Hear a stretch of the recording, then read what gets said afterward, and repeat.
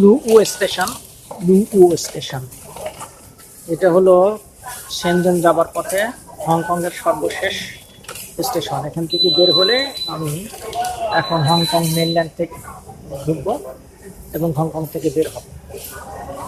1 রাত এবং 2 দিনের হংকং সফর আমার এখানেই শেষ হলো। দেখি শেষ পর্যন্ত কি করা যায়।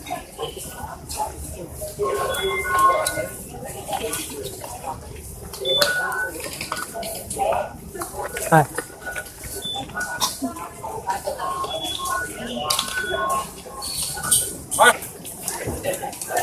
এখন আমাকে ইমিগ্রেশন পার হতে হবে। শেনজেনে এখনো কোনো হোটেল বুকিং নাই, এই জন্য হয়তো একটু সমস্যা হতে পারে। তারপরেও গোয়াংজুতে যেহেতু হোটেল বুকিং আছে এবং আমার গোয়াংজু থেকে ঢাকার টিকিট করা আছে, এই জন্য হয়তো বা শেষ পর্যন্ত চলে যাবো।